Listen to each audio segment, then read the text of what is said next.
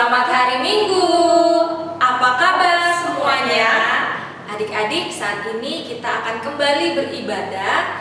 Nah, firman Tuhan hari ini akan dibawakan oleh Kak Sabrina. Hari ini kita akan menyanyikan dua lagu nih adik-adik. Lagu yang pertama adalah lagu yang berjudul Baca Kitab Suci.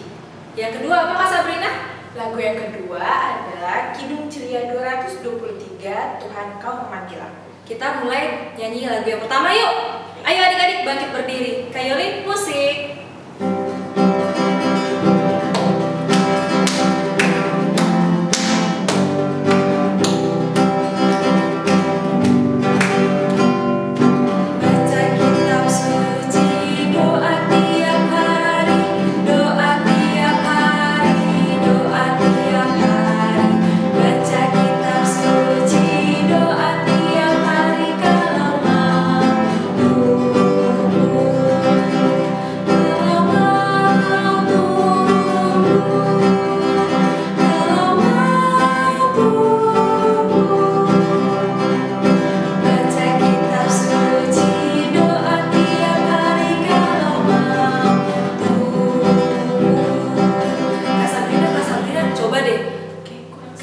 Semangat ya. Coba adik-adik bangkit berdiri. Ayo gerakin dulu badannya.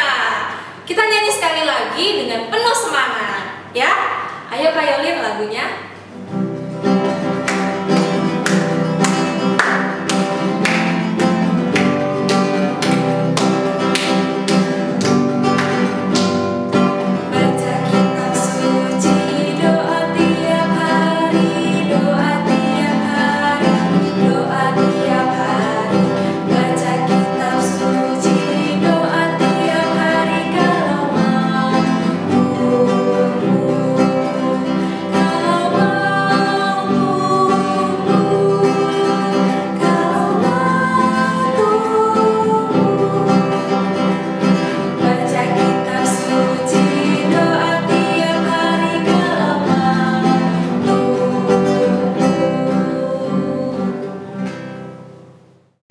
Adik-adik, saat ini kita akan mendengarkan firman Tuhan.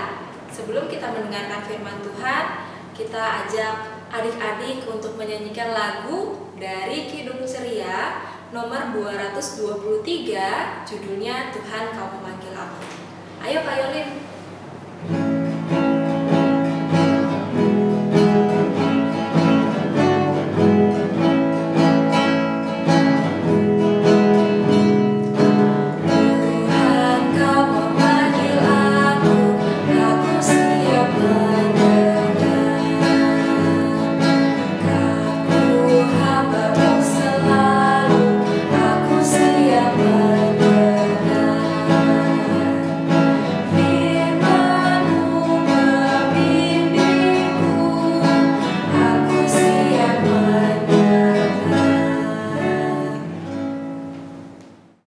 Ya adik-adik, kita mau mendengarkan firman Tuhan lagi nih. Tapi sebelum kita mendengarkan firman Tuhan, kita mau baca Alkitab. Nah, kakak ajak adik-adik semua di rumah untuk menyiapkan Alkitabnya. Bacaan Alkitab minggu ini terambil dari Kisah Para Rasul 19 ayat 1 sampai ayatnya yang ke-12. Kakak ulang ya. Kisah Para Rasul 19 ayat 1 sampai ayatnya yang ke-12. Kalau sudah, kita biarkan Alkitabnya terbuka. Kakak mau ajak adik-adik semua di rumah untuk bersatu dalam doa. Tuhan Yesus yang baik, terima kasih Tuhan untuk berkat yang Tuhan berikan kepada kami. Dari kami beristirahat sampai kami bangun di pagi hari dengan nafas kehidupan yang baru.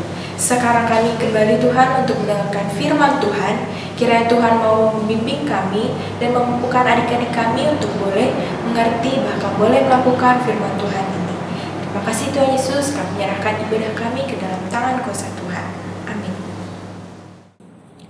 Pembacaan Alkitab. Paulus di Efesus. Ketika Apolos masih di Korintus, Paulus sudah menjelajah daerah-daerah pedalaman dan tiba di Efesus. Di situ didapatinya beberapa orang murid. Katanya kepada mereka, Sudahkah kamu menerima Roh Kudus ketika kamu menjadi percaya?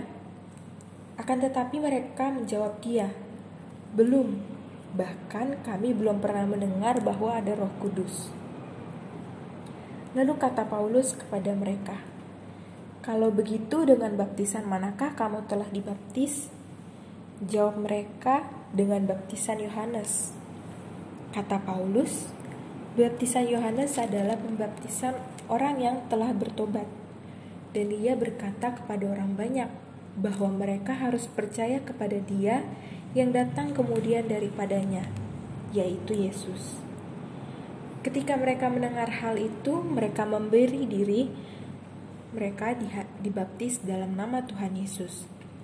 Dan ketika Paulus menumpangkan tangan di atas mereka, turunlah Roh Kudus ke atas mereka, dan mulailah mereka berkata-kata dalam bahasa roh dan bernubuat. Jumlah mereka adalah kira-kira 12 orang. Selama 3 bulan Paulus mengunjungi rumah ibadat di situ dan mengajar dengan berani. Oleh pemberitanya, ia berusaha meyakinkan mereka tentang kerajaan Allah. Tetapi ada beberapa orang yang tegar hatinya. Mereka tidak mau diyakinkan, malahan mengumpat jalan Tuhan di depan orang banyak. Karena itu, Paulus meninggalkan mereka dan memisahkan murid-muridnya dari mereka. Dan setiap hari berbicara di ruang kuliah Tiranus. Hal ini dilakukannya 2 tahun lamanya, sehingga semua penduduk Asia mendengar firman Tuhan, baik orang Yahudi maupun orang Yunani. Oleh Paulus, Allah mengadakan mujizat-mujizat yang luar biasa. Bahkan orang membawa sapu tangan atau kain yang pernah dipakai oleh Paulus dan meletakkannya atas orang-orang sakit. Maka lenyaplah penyakit mereka dan keluarlah roh-roh jahat. Demikianlah pembacaan Alkitab. Ya, adik-adik, tadi kita kan udah dengerin firman Tuhan nih, dan kita udah baca juga dari Alkitab.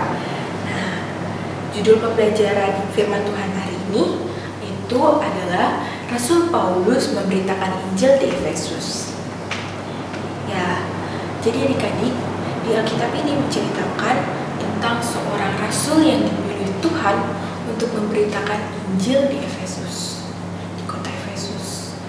Nah, kira-kira rasul ini adik-adik tahu nggak namanya siapa? Harusnya sih udah tahu dari judul pembelajaran firman Tuhan yang tadi kakak udah sebutin, terus dari Alkitab yang tadi kita udah baca. Ayo, siapa?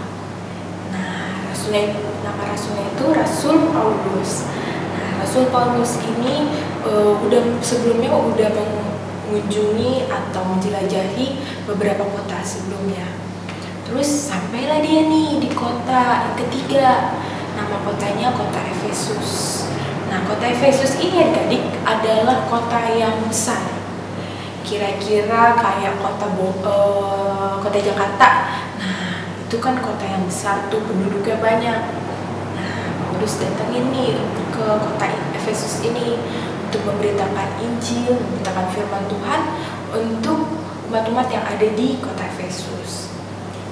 Pas Rasul Paulus ini nyampe di kota Efesus, pas lagi di jalan dia bertemu dengan beberapa orang murid. Terus Rasul Paulus ini bertanya nih ke mereka, ke beberapa murid itu, kata dia, sudahkah kalian menerima Roh Kudus? Kata Rasul Paulus. Terus kata murid-murid yang mendengarkan, belum, bahkan kami belum pernah mendengar kalau ada Roh Kudus. Dengar kata murid-murid yang ditanya sama Rasul Paulus ini, akhirnya Paulus mau memberitakan Injil ke murid-murid itu. Terus murid-murid yang ditemui sama Rasul Paulus ini dengerin. Pas mereka mendengarkan, Rasul Paulus memberitakan firman Tuhan, memberitakan Injil ke mereka, mereka memberikan diri mereka adik-adik untuk dibaptis oleh Rasul Paulus dalam nama Tuhan Yesus. Nah, sesudah itu, sesampainya Rasul Paulus sudah membaptis mereka dan menumpangkan tangan di atas kepala mereka, turunlah Roh Kudus dalam diri murid-murid tersebut. Jadi murid-murid itu bisa berbahasa roh, terus mereka juga bisa mau memberitakan Injil juga bersama dengan Rasul Paulus. Sudah Rasul Paulus membaptis mereka, mereka berjalan lagi nih. Akhirnya murid-murid ini ngikutin Rasul Paulus untuk mengelilingi kota dan mendatangi rumah-rumah ibadah kayak gereja gitu. Nah, Rasul Paulus sama murid-muridnya ini datang nih ke rumah-rumah ibadah di kota Efesus itu. Ketika Rasul Paulus memberitakan Injil, ada banyak nih orang yang mendengarkan tentang firman Tuhan, tentang Injil yang disebarkan sama Rasul Paulus. Tapi dalam orang yang banyak nih, umat-umat yang banyak di Efesus, ada beberapa orang yang mengeraskan hati mereka atau yang tidak mau mendengarkan firman Tuhan, tidak mau menerima tentang firman Tuhan yang disampaikan Rasul Paulus. Jadi tugasnya Rasul Paulus ini menurut adik-adik susah atau gampang? Kira-kira gampang atau susah? Ada susahnya juga adik-adik. Rasul Paulus ini tidak selalu perkataannya didengarkan oleh orang-orang di Efesus. Ada yang tidak mau mendengar, tapi ada juga yang mau mendengar. Tapi Rasul Paulus nggak sedih, dia nggak kecewa, dia nggak patah semangat, tapi dia tetap terus jalan sampai ke Asia Timur. Dia berjalan, dia memberitakan Injil di sana dan membuat orang-orang Asia nih jadi percaya akan firman Tuhan. Karena melihat ketekunan Rasul Paulus, Tuhan melihat ternyata Rasul yang saya pilih semangat dan tekun ya. Tuhan membuat mujizat-mujizat yang luar biasa adik-adik. Misalnya dapat menyembuhkan orang sakit cuma pakai sapu tangan atau kain yang dipakai oleh Rasul Paulus. Orang itu bisa sembuh. Orang kan jadi ngeliat, wah ternyata kalau ikut Tuhan seperti ini ya. Seperti Rasul Paulus, dia mau ikut Tuhan, dia mau memberitakan firman Tuhan dimanapun dia berada. Nah, Tuhan juga mau adik-adik di rumah semua untuk sama seperti Rasul Paulus, untuk boleh selalu memuji Tuhan, selalu memberitakan Injil, selalu mendengarkan firman Tuhan, dan juga selalu rajin untuk datang ke Tuhan. Kalau misalnya Rasul Paulus dapat tantangan, kita juga dapat tantangan nih. Kayak misalnya kayak sekarang kita nggak bisa gereja bareng sama mama papa, atau nggak bisa datang ke IHMPA setiap minggu. Kita nggak bisa berkumpul, nggak bisa ketemu kakak lain, nggak bisa ketemu sama sesama. Tapi kita harus tetap semangat, karena dimanapun kita berada, kita tetap bisa memuji Tuhan dan mendengarkan firman Tuhan. Nah, adik-adik, Tuhan juga pengen nih adik-adik untuk selalu semangat, selalu mau untuk memuji Tuhan, selalu mau mendengarkan firman Tuhan, bahkan selalu mau membaca Alkitab, meskipun lagi di rumah aja nih adik-adik. Nah, jadi adik-adik, kira-kira Rasul Paulus patut dicontohkan? Patut pastinya. Kita harus mencontoh Rasul Paulus yang selalu semangat dan tekun untuk memberitakan firman Tuhan. Kalau adik-adik di rumah misalnya bisa dengan baca Alkitab, atau kalau misalnya kita udah baca Alkitab, kita jadi tahu kan apa nih kira-kira yang Tuhan mau. Oh ternyata ini boleh dan ini nggak boleh. Nah, kita juga harus adik-adik harus bisa praktekin untuk di lingkungan adik-adik, misalnya untuk adik atau mungkin untuk kakak atau teman adik-adik di rumah. Jadi kita harus selalu semangat adik-adik untuk selalu memuji nama Tuhan dan memberitakan firman Tuhan dimanapun kita berada, lewat sikap kita sehari-hari, atau misalnya kayak dengar-dengaran sama mama papa, atau juga rajin sekolah. Nah, itu salah satu bentuk sikap adik-adik yang mau sama kayak mengikuti firman Tuhan yang udah kita baca. Oke adik-adik, jadi adik-adik harus semangat karena kita anak-anak Tuhan. Kita harus semangat dan kita harus bangga jadi anak-anak Tuhan untuk selalu memberitakan firman Tuhan dan selalu memuji nama Tuhan. Oke adik-adik, kalau sudah, kita tutup Alkitabnya, kita mau berdoa. Tuhan Yesus, terima kasih Tuhan karena kami sudah boleh mendengarkan firman Tuhan yang mengajarkan kami untuk selalu mau memuji nama Tuhan, selalu mau memberitakan firman Tuhan, bahkan selalu mau membaca Alkitab untuk setiap hari Tuhan. Kami selalu boleh mau untuk datang ke Tuhan. Kami menyerahkan firman Tuhan ini ke dalam tangan kuasa Tuhan. Kiranya kami boleh melakukannya dalam kehidupan kami sehari-hari. Terima kasih Tuhan Yesus.